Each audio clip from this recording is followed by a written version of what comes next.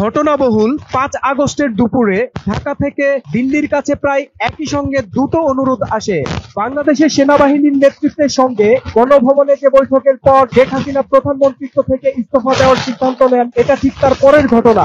প্রথম অনুরোধটা আসে সরাসরি শেখ হাসিনার কাছ থেকে। তিনি তখনকার মতো ভারতে আসতে চান, দিল্লির কাছে সেই অ্যাপ্রুভাল অর্থাৎ অনুমোদন চেয়ে অনুরোধ জানান। দ্বিতীয় অনুরোধটাও প্রায় একই সঙ্গে আসে, আর এটা বাংলাদেশের কর্তৃপক্ষের অর্থাৎ সশস্ত্র বাহিনীর কাছ থেকে। তাতে শেখ হাসিনাকে বহনকারী একটি সামরিক বিমানের জন্য ভারতে যাওয়ার ফ্লাইট ক্লিয়ারেন্স চাওয়া হয়। সেই অনুমতি মেলার পর অবশেষে সোমবার সন্ধ্যায় শেখ হাসিনাকে নিয়ে ওই বিমান দিল্লির কাছে অবতরণ করে। কিন্তু দিল্লির কাছে হিন্ডন এয়ারবেজে নামার পর ঠিক কিভাবে পুরো একটা দিন কাটলো শেখ হাসিনার। দিল্লিতে নামার পর প্রথমেই তাকে বিমানবন্দরে স্বাগত জানান ভারতের নিরাপত্তা উপদেষ্টা অজিত ডোভাল সহ কয়েকজন কর্মকর্তা। তারপর বিমান ঘাঁটির টার্মিনাল ভবনের লাউঞ্জে চা পান করতে করতে তাদের মধ্যে বেশ খানিকক্ষণ কথাবার্তাও হয়। শেখ হাসিনার কন্যা সাইমা ওয়াজেদ পুতুল, তিনি বিশ্ব স্বাস্থ্য সংস্থার আঞ্চলিক পরিচালক হিসেবে গত বছর থেকে অনেকটা সময় দিল্লিতেই থাকেন। ঘটনাচক্রে তিনিও দিল্লিতে ছিলেন না, তিনি তখন থাইল্যান্ডে অবস্থান করছিলেন। দিল্লিতে নামার পর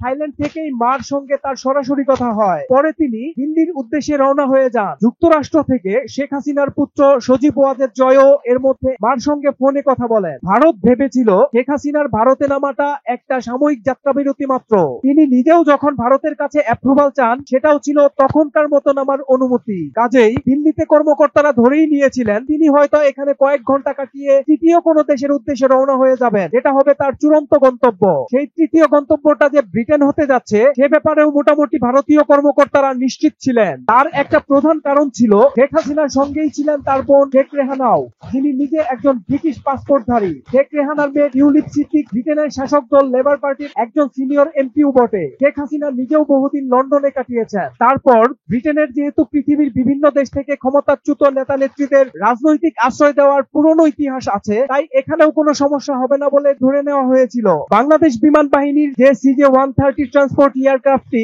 শেখ হাসিনাকে দিল্লি নিয়ে এসেছিল, সেটি তাকে লন্ডনে নিয়ে যাবে নাকি ভারতের কোনো বিমানে বা নিয়মিত কমার্শিয়াল ফ্লাইটে তারা যাবেন, সেটা নিয়েও আলোচনা শুরু হয়ে গিয়েছিল। কিন্তু সন্ধ্যার পর ক্রমশ এটা স্পষ্ট হতে থাকে যে ব্রিটেন যত সহজে আশ্রয়ের আবেদন মঞ্জুর করবে বলে ভাবা হয়েছিল, বিষয়টা তত সহজ হবে না।